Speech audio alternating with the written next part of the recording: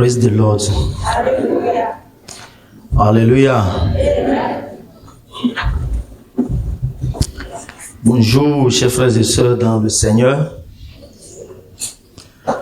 Grande est notre joie de nous retrouver encore ce matin, ce dimanche matin, dans la joie et dans la santé, et que le nom de notre Seigneur Jésus-Christ soit glorifié. Alléluia. Chers frères et sœurs, après avoir écouté plusieurs messages qui nous exposent comment les gens ont utilisé des valeurs ou attitudes qui ont valu le salut non seulement pour eux-mêmes, mais aussi pour toute leur famille, le Seigneur notre Dieu veut nous faire voir une autre valeur ou attitude que toi et moi, nous avons besoin et qui peut nous conduire au salut, et non seulement à notre salut, mais aussi au salut des membres de notre famille. Alléluia. Nous allons lire la parole de Dieu dédiée pour ce culte dans le livre des Actes des Apôtres. Actes des Apôtres, chapitre 16, à partir du 11e verset jusqu'au 15e verset. Le livre des Actes des Apôtres, chapitre 16, du 11e verset au 15e verset. J'espère que tous nous sommes à la page. Alors, permettez que je lis depuis l'autel ici. 11e verset dit ceci. Étant partis de Traos, nous fîmes voile directement vers la Samothrace et le lendemain nous débarquâmes à Néapolis. De là, nous allâmes à Philippe, qui est la première ville d'un district de Macédoine, et une colonie. Nous passâmes quelques jours dans cette ville. Le jour du sabbat, nous nous rendîmes hors de la porte vers une rivière où nous pensions que se trouvait un lieu de prière. Nous nous assîmes et nous parlâmes aux femmes qui étaient réunies. L'une d'elles, nommée Lydie, marchande de pourpre de la ville de Thyatire, était une femme craignant Dieu, et elle écoutait. Le Seigneur lui ouvrit le cœur pour qu'elle soit attentive à ce que disait Paul. Le 15e verset, qui serait la fin. Lorsqu'elle eut été baptisée avec sa famille, elle nous fit cette demande. Si vous me jugez fidèle au Seigneur, entrez dans ma maison et demeurez-y. Et elle nous pressa par ses instances. Prions le Seigneur. Notre Père qui est dans les cieux, que ton nom soit sanctifié. Amen. Pendant que, de par ta grâce, tu nous as réunis ce jour et à cette heure devant ton trône, nous savons que tu as un bien pour chacun de nous. Nous savons que tu as un plan pour chacun de nous. Père des cieux, je voudrais porter ce peuple devant toi ensemble avec moi-même. Et je prie, Père de gloire, que ton esprit nous imprègne de sa puissance. Dieu de mon salut, je voudrais, Seigneur, qu'après ce message, quelque chose change dans nos vies. Et je voudrais, Seigneur mon Dieu, prier pour mon frère, ma soeur qui m'écoute en ce moment. Demander que par ta puissance, Seigneur, tu arrêtes les plan de l'ennemi sur sa vie. Tout piège et toutes sortes, Seigneur, d'éléments que l'ennemi a marqués de sa vie Juste en ce moment, je prie que par cette parole, tu enlèves cela de sa vie et que tu le recouvres de ta puissance. Seigneur, nous remettons cette atmosphère entre tes mains, ces lieux saints entre tes mains. Nous prions, Père, que tu manifestes, Seigneur, ton paraclet. Esprit de puissance, viens agir dans nos cœurs. Conduis nos âmes devant le trône de Père. Merci parce que tu es là. C'est au nom puissant de Jésus-Christ de Nazareth nous avons prié. Amen. Alléluia. Le thème de notre prédication est le suivant. Lydie sauve sa famille par la crainte et l'écoute de Dieu. Lydie sauve sa famille par la crainte et l'écoute de Dieu. Bien-aimés dans le Seigneur, la crainte de Dieu et son écoute sont deux valeurs indissociables. Alléluia. La crainte que nous avons pour Dieu nous prédispose à avoir d'autres attitudes ou valeurs indispensables pour notre salut. Alléluia. En effet, quand nous lisons minutieusement le passage soumis à notre sermon du jour, Paul et ses compagnons, après être orientés par Dieu de là où ils devraient aller pour annoncer la bonne nouvelle dont ils étaient des ambassadeurs, se sont rendus à Philippe, la première ville d'un des districts de la Macédoine. Je voudrais nous inviter à prendre nos Bibles et de voir rapidement ceci pour moi dans les versets 10 et 9 jusqu'à 12. Actes chapitre 16, versets 9, 10 et 12, que je voudrais lire comme ça. Il dit, pendant la nuit, Paul eut une vision. Un Macédonien lui apparut et lui fit cette prière. Passe en Macédoine, secours-nous. Après cette vision de Paul, nous cherchâmes aussitôt à nous rendre en Macédoine, concluant que le Seigneur nous appelait à y annoncer la bonne nouvelle. Étant donc partis de Traos, nous fîmes voile directement vers la Samothrace et le lendemain nous débarquâmes à Néapolis. De là, nous allâmes à Philippe, qui est la première ville d'un district de Macédoine et une colonie. Nous passâmes quelques jours dans cette ville. Alléluia. Ceci montre combien de fois la direction donc des apôtres, Paul avec ses compagnons, vers cette ville, vers ce contrée de la Macédoine, n'était pas un jeu de hasard. Dieu les a inspirés.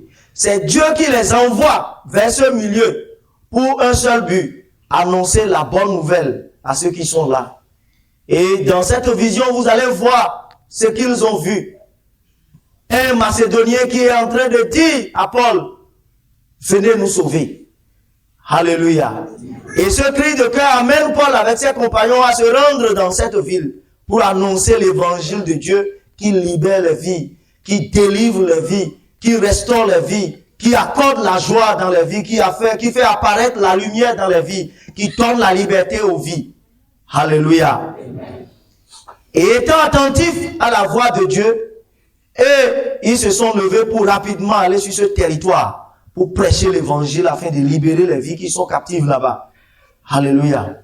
C'est de la même manière, ici dans notre église, dans ce centre CUA, les prédications, les messages qui ont été proclamés ne sont pas programmés au hasard, pas un jeu de loterie ou bien quelque chose, non. Ces choses, ces messages sont programmés selon l'inspiration de Dieu. Alléluia. Dieu inspire ses serviteurs à choisir les messages qui sont convenables aux âmes qui viennent dans ce temple pour qu'ils soient restaurés, pour qu'ils soient rétablis, qu'ils soient fortifiés. Alléluia. Et les serviteurs de Dieu étant attentifs à la voix de Dieu, programment vraiment ces messages selon ce que le Seigneur leur a donné comme instruction. Alléluia. Amen. Et c'est pourquoi chaque fois quand vous venez ici, les messages qui sortent, vous devez quand même faire attention. Prendre ces messages au sérieux. Vous devez les prendre au sérieux. Alléluia. Amen. Les messages ne sont pas programmés au hasard, y compris même le message de ce jour. Le Seigneur a un plan dans ta vie qu'il veut accomplir en ce jour. Ainsi, chers frères et sœurs, Paul et ses compagnons commencent par annoncer l'évangile de Jésus-Christ en tant qu'envoyé de Dieu sur ce territoire. Mais quel impact l'évangile aura-t-il sur la vie de ces premiers destinataires de la parole de Dieu? Alléluia. Amen. La Bible déclare que beaucoup de femmes étaient à cette réunion improvisée par les apôtres. Mais la Bible nous parle du salut de la famille d'une seule. Alléluia. La famille de Lydie a été sauvée et a reçu le baptême parce que Lydie a reçu attentivement la parole de Dieu. Et la Bible déclare que Dieu lui ouvrit le cœur. Et en conséquence, qu'est-ce que nous voyons? On dit qu'il sera imprégné de plus en plus pour qu'il comprenne, qu'elle comprenne autant pour moi ce que Dieu veut lui dire. Alléluia. La parole de Dieu est la puissance de quiconque croit. Et c'est à travers cette parole de Dieu nos vies peuvent être changées. Et d'ailleurs, c'est par la parole de Dieu que toutes choses ont été créées. Et la Bible me précise, et moi je crois fermement à cela, que rien de ce que nous voyons dans ce monde matériel n'a été sans la parole. Et c'est de par la parole, toi et moi, nous avons été appelés. C'est par la parole, nous avons cru au Seigneur Jésus-Christ. Et nous sommes appelés enfants de Dieu. Alléluia. Plus haut, nous entendons que Lydie est une femme craignant Dieu. Cette disposition a permis à Lydie de pouvoir être attentive à ce que disaient les apôtres au nom de Dieu. Oui, cette écoute a valu le salut non seulement de Lydie, mais aussi de toute sa famille qui est baptisée avec elle. Alléluia. Alléluia. L'écoute de la parole de Dieu. Mon frère, ma soeur, quelle est l'écoute que tu développes envers la parole de Dieu? Alléluia. Je voudrais que nous relisions cette partie qui nous montre ce qui s'est passé en ce moment. Le verset 14. Lisez ça avec moi, avec vos Bibles. Je sais qu'on projette ça au niveau donc de la télévision, mais quand tu prends ta Bible et tu lis ça, il y a une autorité qu'on reçoit dedans. Verset 14. L'une de ces femmes s'appelait Lydie. Elle venait de la ville de Thyatire. Oui. Était marchande de précieuses étoffes rouges et adorait Dieu. Oui. Et nous écoutait. Et le Seigneur le rendit attentive et réceptive aux paroles de Paul. Alléluia. Vous voyez, cette version-là un peu détaillée, commentée. Mais ce que j'entends ici, on dit l'une d'elles, nommée Lydie, marchande de pourpre de la ville de Thyatire, était une femme craignant Dieu. Et elle écoutait l'imparfait utilisé dans la narration. Le français nous dit que quand l'imparfait est utilisé dans une narration, c'est pour montrer comment l'action a duré dans le temps. Ça n'a pas été une chose ponctuelle. Elle écoutait. Cela montrait comment elle a été tenue en haleine pendant le discours des apôtres. Elle s'était abandonnée pour être imprégnée de la nature de Dieu, pour être imprégnée de la profondeur de tout ce que les apôtres étaient en train de lui dire. La parole de Dieu, elle écoutait. Le Seigneur lui ouvrit quoi? Le cœur, pour qu'elle soit attentive à ce que disait Paul. Alléluia. Comment tu m'écoutes ce matin? Alléluia. Comment les messages de Dieu prêchés ici, pendant tout ce temps que tu as fait ici avec nous au CUA, comment est-ce que tu écoutes la parole de Dieu? As-tu un minimum de crainte pour le Seigneur Dieu que tu adores, pour Jésus-Christ que tu adores, que tu professes par ta bouche, ou bien Tu le fais peut-être pour plaire à quelqu'un. Si c'est comme ça, ce n'est pas la peine. La Bible déclare que Lydie est une femme craignant Dieu. Et cette disposition déjà l'amenait à avoir de la déférence aux apôtres de Dieu. À les écouter attentivement. Et manière, elle a tellement donné du prix à ce qui sortait de la bouche des apôtres. La parole de Dieu déclare que Dieu lui ouvrit le cœur pour qu'elle soit encore de plus en plus attentive à ce que disaient ses apôtres. Alléluia. Quelle est notre disposition, notre manière de nous approcher de la parole de Dieu? Alléluia. Quand nous venons à l'église et que les différents prédicateurs passent ici pour prêcher l'évangile de Dieu, comment nous les recevons? Comment nous les écoutons? Comment nous disposons notre cœur pour recevoir la parole qu'ils prêchent ici? Nous les revoyons, nous les considérons comme vraiment c'est ce frère avec qui on a causé sous les Nîmes là maintenant. Ou bien c'est le frère avec qui je suis dans la maison. Il est dans notre quartier. Nous venons d'arriver maintenant. C'est vrai que dans notre centre ici, notre fraternité a fait que on ne va pas dire que je suis prédicateur et je vais me donner tellement de place que quand je vois les gens, je ne vais pas m'humilier avec eux. Mais je voudrais vous dire, cette simplicité de cœur des prédicateurs, des dirigeants ici, ne devrait pas nous amener à tomber dans un piège de voir ceux-là comme des gens banals. Considérons-les. Et considérons ce qui sort de leur bouche comme quelque chose venant de Dieu. Et cela va disposer notre cœur à suivre ce qu'ils disent avec attention. Cette attention permettra à l'Esprit de Dieu de nous permettre d'avoir un cœur réceptif à la parole de Dieu. De nos jours, les églises sont remplies des fidèles qui se proclament chrétiens, mais on ne voit aucun comportement chrétien dans leur vie. Et l'église souffre parce qu'en réalité, la foi que nous professons de Jésus-Christ, nous n'arrivons pas à l'extérioriser dans nos relations interhumaines. Tout simplement parce que manière la parole de Dieu devait nous imprégner de la nature de Dieu. Et que nous soyons totalement transformés. Pour nous proclamer chrétiens, ce n'est pas ça. Nous lisons la parole de Dieu de façon tangentielle. Nous ne nous disposons pas correctement pour que cette parole, la puissance qu'elle possède, puisse nous transformer en vérité, en esprit. Et c'est dommage. Et sous d'autres cieux, vous allez voir, on va faire beaucoup de choses. Mais quant à ce qui concerne la parole de Dieu, on le fait de façon très tangentielle. Quand il s'agit de cotiser de l'argent, on va faire près de 2 heures, 1 heure pendant le culte. Quand il s'agit de danser, on va danser, chanter. Oui, Dieu a besoin qu'on l'acclame, qu'on l'adore et qu'on le loue. Mais avant de le louer, de l'adorer, Dieu aimerait que tu le connaisses en vérité et en esprit. Donc les activités dans liturgie qui vont nous permettre de connaître Dieu en vérité, en esprit, nous devons accorder plus de place à ces choses. Mais qu'est-ce que nous faisons? Des églises aujourd'hui qui donnent une place très minime à la parole de Dieu. Et les églises sont considérées aujourd'hui comme des clubs humains. Et il n'y a pas vraiment la vie de Dieu. Pourquoi? Simplement parce que la parole de Dieu n'est pas correctement assise dans les vies, dans les cœurs. Et on essaie d'énumérer des règles pour amener des gens à l'observer, à pratiquer ça. Et on essaie quand même de s'adapter. Et on est souvent des chrétiens peints. Mais de nature, non. Mais la parole de Dieu est en train de nous montrer l'attitude de Lydie ici à travers la parole. Lydie écoutait avec tout intérêt ce que disaient les apôtres. Et la Bible nous dit qu'elle était déjà une femme craignant Dieu.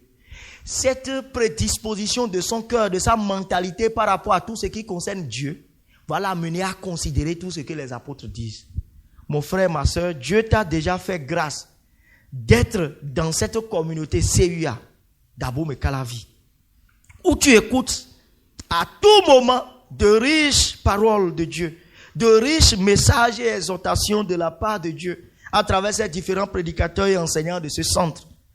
Comment écoutes-tu donc ces différents messages?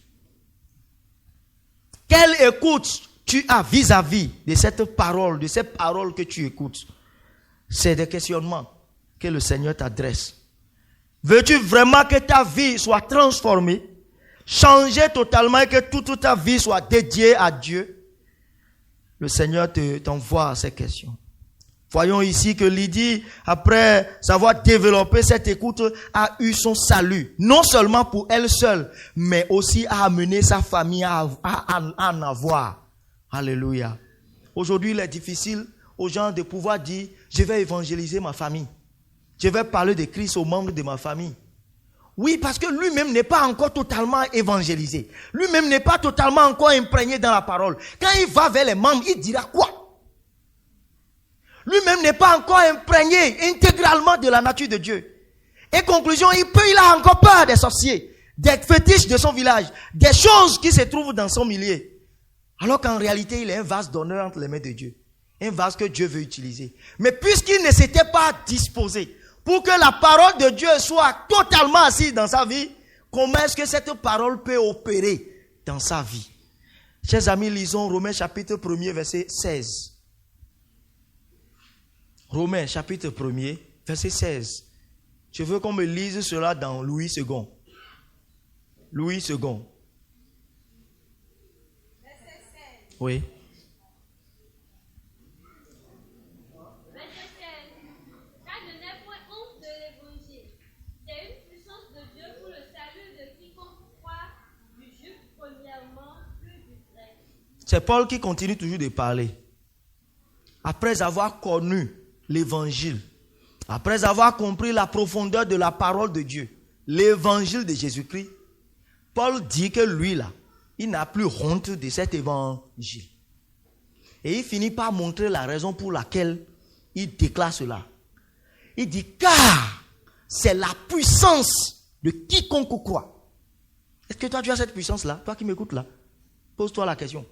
Est-ce que, en écoutant la parole de Dieu depuis ce temps, pendant que je suis dans la maison de Dieu, est-ce que j'ai vraiment cette puissance dont Paul parle ici?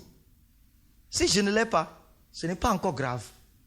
Dieu m'interpelle ce matin pour me dire, c'est à cause de la manière dont je me dispose pour écouter cette parole. La manière dont je me dispose pour étudier cette parole dans la semaine. Parce qu'il ne s'agit pas seulement d'ici. Parce que bientôt, mon frère Daniel va me tendre un papier pour me dire que mes 30 minutes vont finir. Et ça va finir comme ça. Mais quand toi tu quittes d'ici, tu vas à la maison, ta Bible, tu en fais quoi? Quel moment de qualité tu passes avec la parole de Dieu?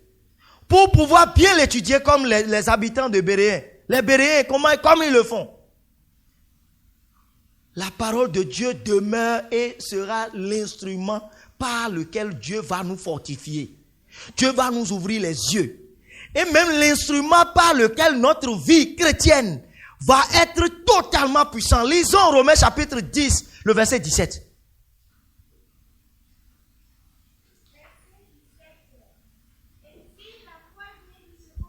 Voilà. Merci, ma soeur. J'espère que nous écoutons la parole de Dieu ce matin. Est-ce que quelqu'un peut balancer la main? Alléluia. Que le Seigneur nous fortifie et qu'il nous bénisse. Parfois, ça ne dépend pas de nous. Mais c'est l'ennemi qui n'aimerait pas que nous soyons ce que Dieu veut là. Qui crée des choses dans nos vies, dans nos cœurs. Peut-être il est à côté de nous, mais nous on ne le voit pas. Mais il nous donne des excuses pour banaliser la parole de Dieu. Pour ne pas prendre la parole de Dieu au sérieux. Et pendant que le message sort, il va trouver quand même des choses dans notre cœur pour négliger. Chers amis, si nous voulons être des chrétiens authentiques, accordons la place importante à la parole de Dieu dans notre vie. Comment nous écoutons la parole de Dieu? Quand nous sommes seuls dans nos maisons, dans nos lieux de travail, comment est-ce que nous arrivons à programmer notre manière de nous approcher de la parole de Dieu? Ou bien on est satisfait déjà quand on est chrétien. Je suis du CUA, je suis chrétien, on proclame ça seulement et c'est fini. Dieu a fait, j'ai déjà une moto, j'ai une femme, j'ai des enfants, plus rien ne me manque. Alors, mon nom est écrit dans les cieux là-bas et c'est fini. La force qu'on doit avoir pour continuer et réaliser correctement les choses que Dieu veut pour nous dans notre vie, parce qu'aucun chrétien n'a été appelé par Jésus-Christ inanitement, vainement et inutilement. Quand Jésus nous appelle, nous avons une mission spéciale. Et ça dépend de la manière dont nous nous approchons de lui, nous allons comprendre ce qu'il nous dit Et je voudrais vous dire, en parlant ici français ce matin, je ne suis pas né français, je suis né Adja. Et si j'arrive à parler français aujourd'hui, c'est parce que je me suis familiarisé avec le français. J'ai appris ça. J'ai lu des romans. Et plusieurs vont vous dire, pour avoir une langue aiguisée, une langue bien maniée pour parler une langue, il faut vraiment se cultiver dans quoi? La lecture. Et Dieu que nous adorons, après notre salut, a aussi des langages. Et pour connaître le langage de Dieu, est-ce que nous passons de temps devant sa parole qui a le droit de nous modeler, de nous malléabiliser selon l'image de Christ? Ou bien nous sommes là seulement? L'écoute de la parole de Dieu. Comment écoutes-tu les différents messages de Dieu ici, dans la foi en Christ? Il y a 4 manières de recevoir la parole de Dieu que j'aimerais rapidement exposer. Je voudrais nous inviter, chers frères et sœurs, pendant que nous sommes toujours dans ces questionnements, à aller dans l'évangile selon Matthieu, chapitre 13, du 19e verset au 23e verset. Merci. 23. Oui. Alléluia. J'espère que nous avons écouté la lecture. Je ne suis pas allé vers même la parabole même. Parce qu'il a donné la parabole et notre frère, vous le connaissez, le sanguin là, lui a dit, mais pourquoi toi tu nous parles en parabole? Il faut nous expliquer les choses. Au lieu de nous parler en parabole. Et c'est là, il a pris son temps pour donner des explications par rapport aux paraboles. Et j'ai voulu que nous allons là-bas pour voir les différentes sortes d'écoute de la parole de Dieu. 4 différentes sortes d'écoute de la parole de Dieu. La première, recevoir la semence le long du chemin. Voilà.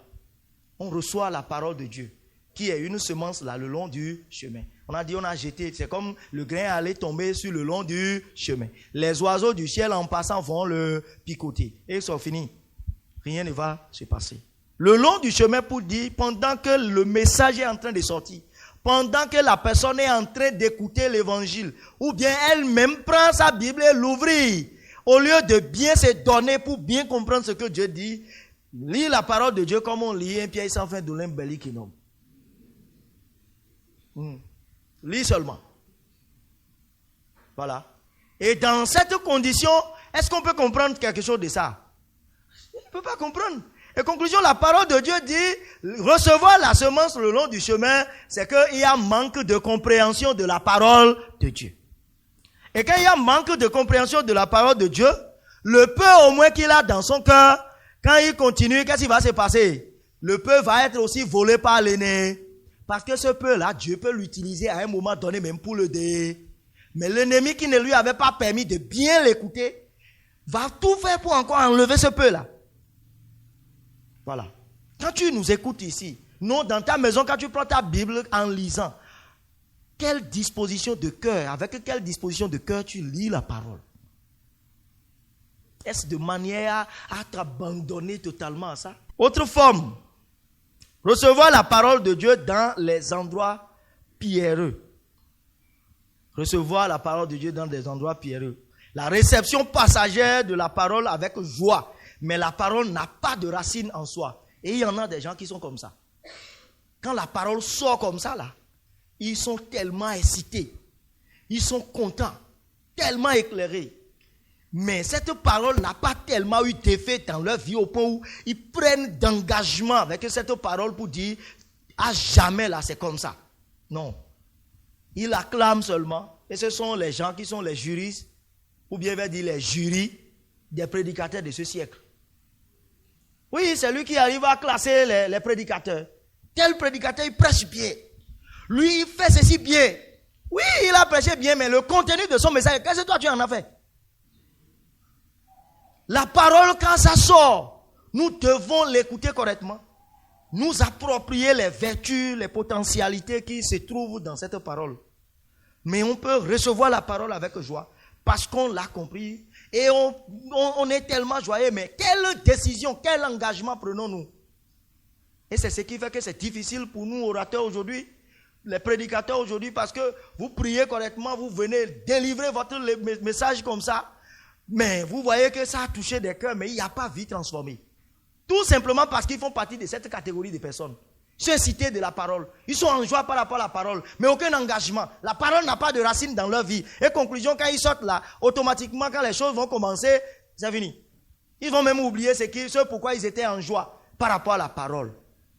Et la troisième personne, recevoir la parole parmi les épines. Voilà. Et les épines ici sont symboliques, hein, c'est de la métaphore que le narrateur a utilisée ici. Épines pour dire simplement les soucis de ce monde. Pendant qu'il t'écoute, à un moment donné, il se rappelle, bon, je n'ai pas pu payer ce loyer jusqu'à ce moment-là maintenant.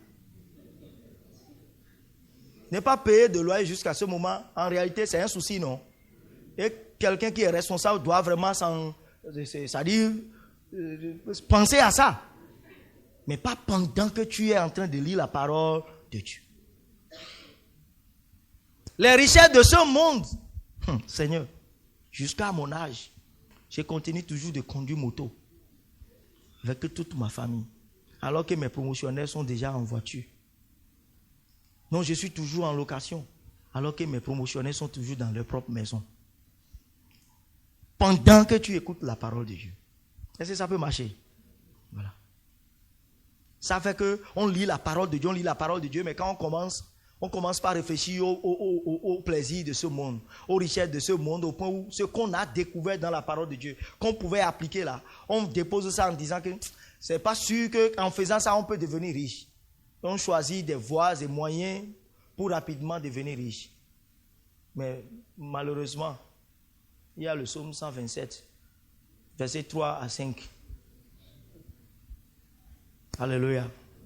En vain, vous vous levez tôt et vous vous couchez tard et vous mangez le pain de douleur. Moi, j'en donne autant à mes bien-aimés pendant qu'ils sont dans le sommeil. Le sommeil signifie pendant qu'ils sont même au repos là. Je leur donne ce que vous voulez en vous acharnant comme ça. Ça veut dire que ça ne dépend ni de celui qui court ni de celui qui veut. Mais ça dépend de celui qui cherche Dieu et qui fait de Dieu sa priorité. Fais de l'Éternel tes délices et il aplanira tes sentiers. Alléluia. Que le Seigneur nous donne de comprendre la profondeur de ces choses. Lydie en a fait. Il a développé l'écoute envers la parole de Dieu. Son attitude par rapport à la parole de Dieu, la déférence qu'elle a par rapport aux hommes de Dieu, la parole qui sort de leur bouche, fait que le Seigneur du haut des cieux, lui, il ne voit pas l'apparence. C'est seulement le cœur, il voit. Voyant ça, il a touché son cœur. Il a ouvert son cœur pour qu'elle soit encore de plus en plus active, réceptive à la parole qui était en train de sortir. Et c'est quand cette parole sort, elle a produit de fruits dans sa vie. Et quand ce fruit sort, cette Lydie va amener les membres de ce comité, de cette commission d'apôtre Paul à aller vers la phare. Et la Bible ne nous a plus donné les détails. Ce que nous avons appris, c'est que Lydie et ses familles se sont baptisées. Le baptême, c'est l'étape suivante, après avoir confessé Jésus-Christ. Mon frère, ma soeur, toi, tu es peut-être déjà chrétien parmi nous. Et on ne va plus dire, tu vas écouter la parole pour encore avoir le salut. Pour toi là, ça peut même être une édification. Tu es sauvé, tu es dans le Seigneur. Mais quel est le niveau de ta foi? Romains chapitre 10, verset 17 nous dit, la foi vient de ce qu'on entend, et ce qu'on entend vient de la parole de Dieu. Pendant que tu n'as pas de foi et tu es en train de voir des gens, tu dis, mais eux, ils ont foi, ils ont la foi, ils ont la foi. La parole de Dieu te propose ce matin que le moyen pour avoir la foi, comme un grain de sénévé là, c'est de lire la parole de Dieu. C'est d'accepter la parole de Dieu. Et cette parole de Dieu en toi produit en toi un fruit qu'on appelle la foi, l'exercice de la foi, l'expression de la foi. Et c'est ce que nous avons vu chez Lydie. Alléluia.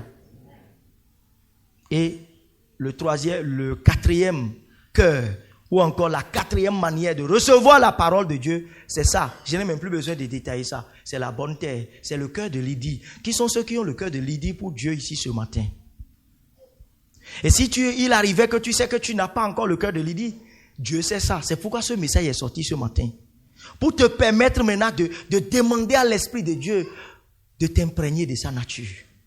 De t'amener à arrêter ta vitesse derrière les choses de ce monde, qui font que tu prends la parole de Dieu à la légère. Parce que l'ennemi sait que lorsque tu vas prendre la parole de Dieu au sérieux, tu vas sortir de sa main.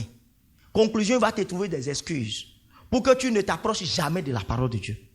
Mais j'ai prié ce matin que la parole de Dieu qui sort ce matin, que l'Esprit de Dieu l'accompagne dans ta vie. Les desseins de Dieu en programmant ce message pour toi ce matin vont se réaliser au nom de Jésus. Jésus nous veut une église vivante et vivifiante. C'est pourquoi il a voulu que ces messages sortent par ici. Et j'ai prié que sa volonté soit faite dans ta vie. Tout esprit qui te trompe, qui te séduit et qui t'arrive à mépriser la parole de Dieu, je prends autorité depuis cet autel. Je les renverse au nom de Jésus. Je les paralyse au nom de Jésus. À partir de cet instant, ton cœur devient un cœur de chair, un cœur réceptif à la parole de Dieu, un cœur qui désire la présence de Dieu, un cœur qui désire la parole de Dieu, dans le nom puissant de Jésus. L'apôtre Paul dit, nous n'arrivons pas à avoir des discours persuasifs, nous n'arrivons pas à séduire des gens avec nos discours, mais nous prêchons l'évangile avec puissance et autorité. Et je la prêche non seulement à toi qui me regardes, mais à ton âme qui a besoin de cette parole. Et tout ce qui te lie, qui t'amène à malmener la parole de Dieu, à ne pas la prendre au sérieux par la puissance du Saint-Esprit, cela est renversé au nom de Jésus. Est paralysé dans ta vie au nom de Jésus. À jamais tu vas t'attacher à la parole de Dieu. Dieu nous appelle tous ce matin à travailler à l'écoute que nous développons au quotidien à sa parole. Cela nous est vital et très salutaire. Que le Seigneur bénisse votre écoute et que nos vies soient imprégnées de sa parole. Au nom de Jésus.